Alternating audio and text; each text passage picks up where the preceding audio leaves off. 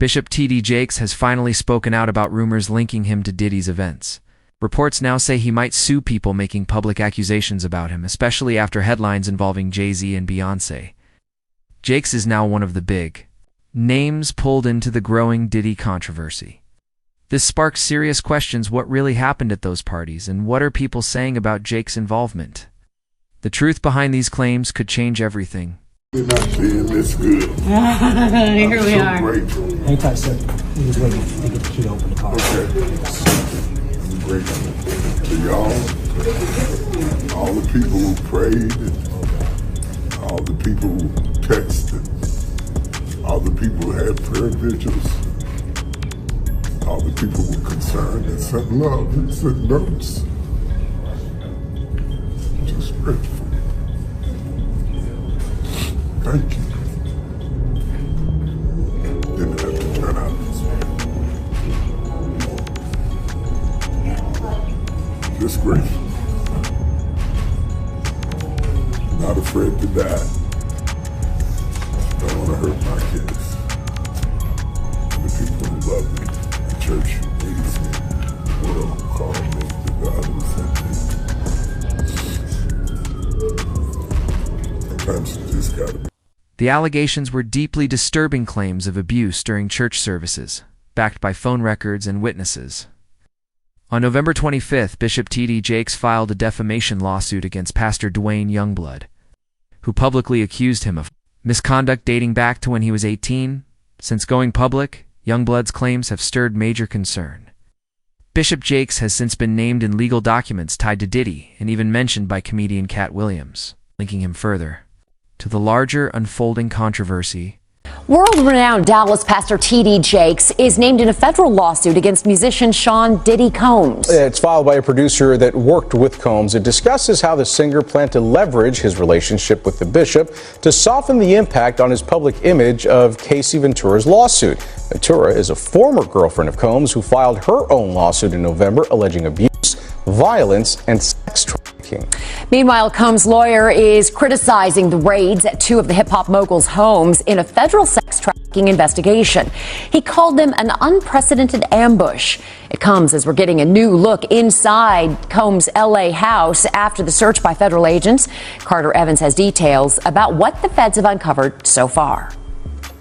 Guns, cell phones, and other electronics are among the items taken from the homes of music mogul Sean Diddy Combs, according to a source familiar with the search warrant performed by federal agents at his properties in Los Angeles and Miami.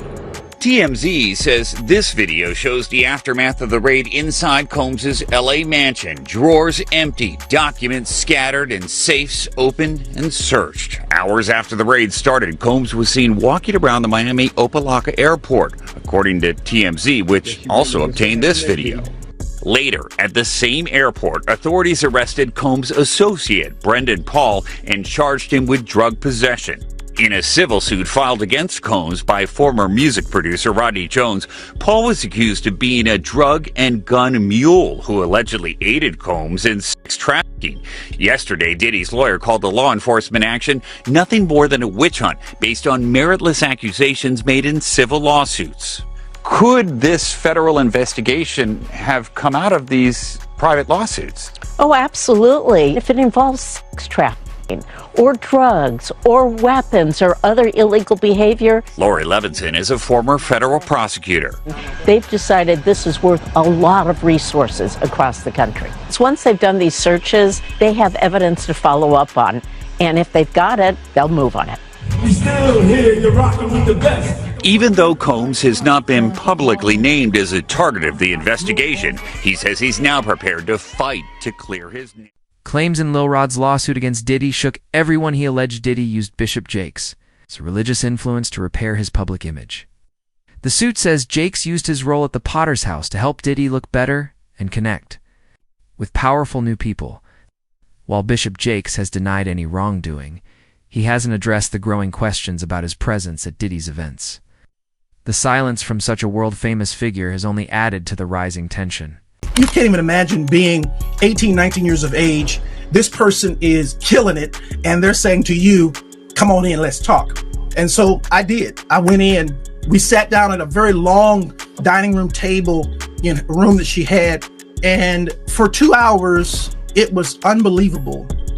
Pouring of heart, crying, him talking about my father. We talking about these scenarios. And I inwardly just knew I had finally found someone who could get it. Someone who understood. I'm sitting at this table, and for the first time talking to any man, I got tears coming down my face because somebody gets me. Somebody understood what I was going through. Well, after sitting there and having this long discourse with him, I finally look at my watch and I'm like, oh my goodness, I got to go. I got to get this car back to my mother. She's going to kill me. So I said to Bishop, I got to get up. And I got up from the table. He got up from the table. He walked around toward the way I had to exit quicker than I got over there. And when I started to walk past him, he pulled me to himself, wrapped his arms around me and tried to kiss me. And in that moment, I literally died. I could not. I tell you, to this day, I can't remember how I got out of that place. But I remember driving home with all kinds of crazy thoughts and what in the world am I going to do now? And I finally get home, get in the house, get in the bed. I'm going to try to go to sleep. And I get to sleep and get up in the morning. And in the morning, I step into our bathroom and my home phone rings. My mother answers the phone and she says to me, Wayne, it's Elder Jakes. And I get on that phone. And when I get on that telephone, I can hear water. He is sitting in a bathtub. And in that thing, he says to me, without any hesitation, there's 3 things I need you to do. The first one is, when I come to Pittsburgh, you're going to be the only person I sleep with. The second one is, you can't sleep with anybody else because I don't want to give my wife anything. And thirdly, I will take care of you the rest of your life. I can't to this day remember how I got off that phone, but I do know I made a decision that I wasn't going to the service that night. And eventually I told my mother, I'm not going to go to the service tonight. She says, no. You know, we got a rule in this house. If we go, you go. I never told her what he had done. I went to church, and the most humiliating thing imaginable happened that night at church. Bishop Jakes, getting up to preach, speaks into that microphone. I'm going to ask young minister Youngblood to read for me. And after all of that drama of the last 24 hours, I had to read before. Multiple witnesses have said they saw Bishop T.D. Jakes at Diddy's high-profile gatherings, including his famous all-white parties. One witness, Gandil, reportedly confirmed Jake's presence and questioned why a spiritual leader would stay so close to someone like Diddy in the past. Gandil has suggested that some pastors may be part of Diddy's inner circle, hiding behind a holy image. His comments have raised serious doubts about how certain people behave behind closed doors. How certain people act after 1 drink, 2 drinks. And if those girls was drinking out those bottles that he said Diddy laced, and he could show on camera, and he could show that some people had passed out or some people were acting a certain way after they had those drinks, he won his case on that one. When you was around Diddy, was he doing drugs, like party drugs, like ecstasy and stuff like that? Diddy wasn't the dude he is today when I was around him. You understand? He had just started, when I was about to leave, he had just started with because he never smoked weed, he never smoked cigarettes, I never seen him do cocaine or none of that shit. You understand? He would have it for people to do it. You understand? It's certain of his girls like to do it, and he would make sure it would be there. But he wasn't the one that did it. Diddy didn't start getting hooked on drugs until he got hooked on those painkillers. After he got hooked on those painkillers, he started drinking more because he wouldn't even drink hard liquor. He was only drinking champagne, Don P or Cristal. He was not drinking hard liquor then. Yeah, that's real talk, man. And he also claims that, Diddy, he was using TD Jakes to fix his image. You believe that? Well, we saw that to be true anyway. That's what he was trying to do all that time.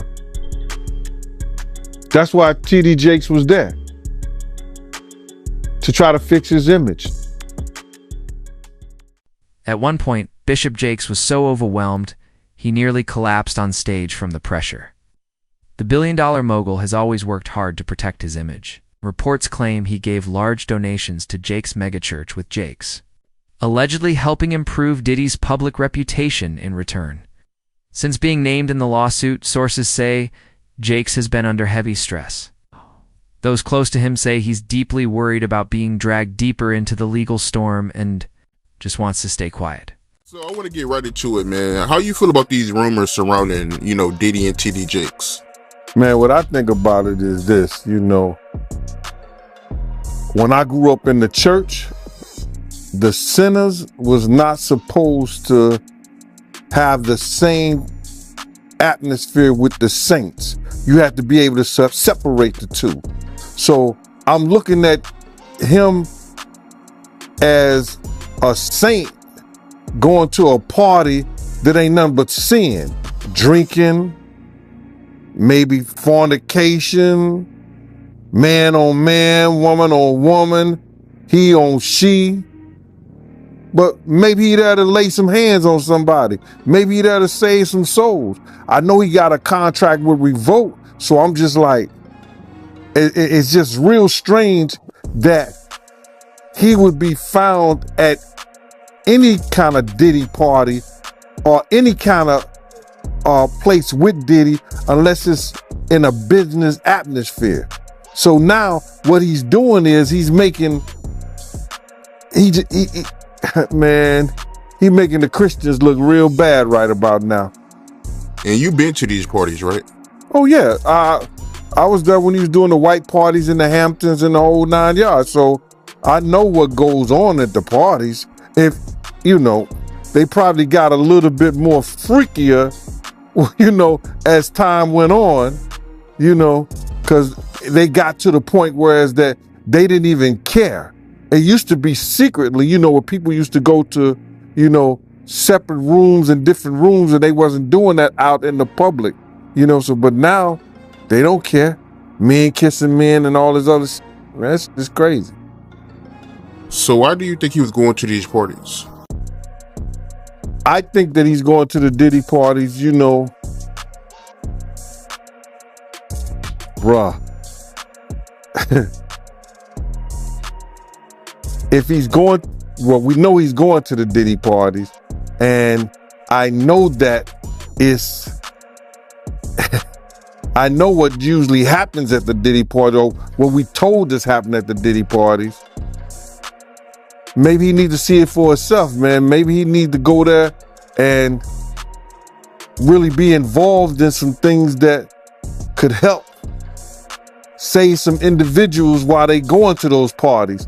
Or maybe he just going to, man, it's hard to even talk about. Why would you find a religious man, when you know that the saints supposed to separate themselves from the sinners? And why would a religious man like himself be at a party which ain't nothing but sin that's going on, bro? Whether it's drinking, maybe fornicating, maybe, like I said, men on men, women on women. It's hard to put in perspective unless he's involving himself what is actually going on at the parties. It's hard, brother. Bruh, you can't, I really don't know why as a spiritual advisor to him, that they buddy while he got a party with him like that and be at his parties. It's got to be, maybe it's something more that meets the eye. The fear over damaging footage has grown. Tapes from federal raids could ruin Bishop Jake's name. Reports claim a pastor appears in video taken during the raid on Diddy's Miami mansion. Officials haven't confirmed who it is, some including Gandil, and alleged victims believe it may be T.D. Jakes. These recordings are said to be a major reason for his rising anxiety. Their release could seriously hurt his public image and possibly lead to legal trouble. All his celebrity friends is going to speak or say nothing until they're either contacted or they know what they really got. So you feel like they might be worried that they might be on tape at one of Diddy parties doing something they wasn't supposed to be doing? I think that the celebrities that may be worried is because what Lil Rob said. Lil Rob said in his affidavit that Diddy had every room taped and bugged. Diddy had, yo, bro, can you imagine? He had every room taped and bugged, and they found little bugs and little tape recorders. I mean, little those micro projectors or whatever like that, or video cameras. They found them in the house, bro. So by them having those things in the house, and people know there's drugs, there's alcohol, there's loose women, there's loose men, woman on woman, man on man, all kind of crazy shit. Bruh, they just wondering who or when they're gonna let this stuff be known. He told me I was owned. Those words from T.D. Jake's accuser reveal something far more disturbing. A dark pattern is starting to emerge in the allegations against Diddy and his inner circle, one that suggests the abuse wasn't just about desire, but about power and control.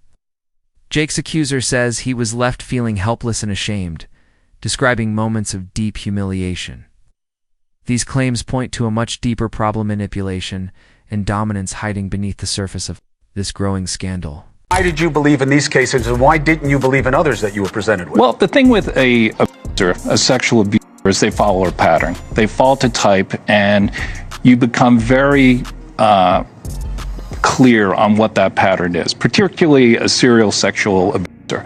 And these cases were all identical in the facts, identical in the story. It was beginning, middle, conclusion. They know each other? Boom. None of them knew each other. Did you have them meet? No. Did you have them coordinate stories? No, no. Do you think they had any contact with each other before they came to you? Absolutely not. And when you were talking to them, well, first, the ones that you didn't take, why not? Stories didn't make sense. Stories didn't fit the pattern. Stories were not credible. I mean, this is my 30th year as a lawyer. I've tried over 100 cases. I can assess whether somebody's story is credible. And if I don't believe it, I'm not going to put my name on a pleading, sign it, and file it in court. I'm not doing that. And that's what I did with the 60 plus cases that I rejected. And this is not really your area of expertise. If people look you up, celebrity lawsuits is not really where you make your bones. Why this? Well, I was involved in the Weinstein litigation. Right. I was involved in the Paducah litigation. I was involved in the Hayden litigation. Why did I do this? I do this because it's important. I think it's important for people to be heard, have their chance to get the power back. Because sexual abuse, sexual assault is about one thing: taking power, humiliating, demeaning a person and a victim. It has nothing to do with sex. And so I think it's important. I think it's important to get the word out. I think it's important for men to feel, hey, look, I can come out and be heard just like a woman could. And the defense that, look, they knew what they were getting into. These are regrets. They went there, they partied, and now they see a pocket. No, I don't think so. One, my client was... Were they gay men? One was bisexual, the other ones were not. And they were going there. The client was bisexual, worked for Diddy. Diddy owed him money for doing errands for him and being his step-and-fetch, for lack of a better word. And I think it was a power move. It was a clear power move because this guy had the nerve to come to him and say, you owe me money. And so Diddy said, come on to the Intercontinental Hotel. He gives him the drug, knocks him out, sodomizes him, and I won't use the term that my client used, but said he tried to turn me into his B word. And I think it was a clear power move on each and every occasion. I think the ones that took place in the Park Hyatt, that wasn't partying. My client met him at a nightclub in the city here with a music producer. He didn't think he was getting into that. The man who was in the Hamptons, he thought he was going to a white party. Who wouldn't want to go to a white party? I would have gone to a white party back in the day. I wouldn't go now. But they went there innocently, and this is what happened. Some believe T.D. Jakes may have been another powerful name trapped in Diddy's alleged web. According to claims, Diddy would invite well-known guests to his parties, secretly drug them, and film them in compromising situations. That footage was then reportedly used as leverage. It's been suggested this could be how Diddy kept control over certain people, possibly even Jakes. While these claims have stirred serious concern, it's important to note that none of them have been officially confirmed. It's all about the money. They saw what he did to Cassie with the kicking, the punching. They saw what they did to Cassie. They know that nobody in America like that. So now these people are represented by a brand, whether it's something about the music, clothing, movies. They're not going to come out and speak on nothing that has anything to do with them. And they praying that they not on the tape doing crazy stuff, being oiled up in the whole 9 yards. They praying. So until the feds say, hey, yo, listen here. We got you on, hey, buddy, we got you on this tape. And girl looked like she was pretty young.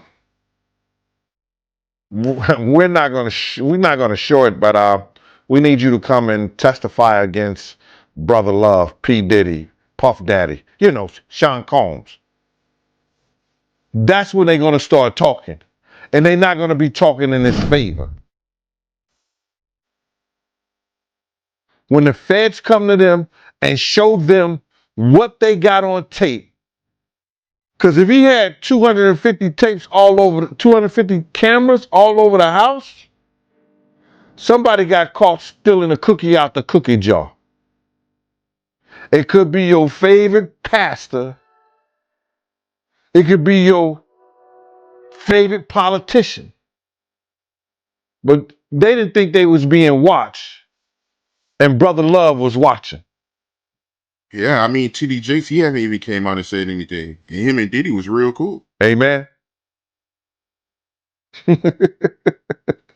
Amen. Yeah, man. And I know the people in the congregation over there is shaking in their boots because this man then led them probably, allegedly probably led them to damnation because those people's hearts are going to be broken if that man is seen on those tapes doing anything. Because people always put their faith in the pastor instead of putting their faith in God. And what they need to do is understand that he's just a man. And he has a history. It's not looking too good for him. So you feel like celebs are worried that they might be on tape? Oh, they know. That's why they ain't speaking up or saying nothing. Yeah, I was at a Diddy party, but I know I ain't do nothing. When you don't know somebody's taping you, when you don't know that somebody is videoing you in some kind of form or fashion, you got that alcohol, you got the drugs in you, they're a little loose, bruh. They let down all their inhibitions. The music is pumping. He said it himself. He got it so hot in there that you got to take your clothes off. He said that himself, bro. Almost no one from Diddy's long list of celebrity friends has spoken up to defend him, and that silence is raising serious questions. Some think it's not loyalty, but fear of blackmail, keeping them quiet. Reports say disturbing footage taken from Diddy's homes may show things they don't want exposed. Bishop T.D. Jakes, once closely tied to Diddy, hasn't spoken publicly about the situation. As lawsuits pile up and new details come out, it's still unclear if Jakes was involved, misled, or just caught in the storm.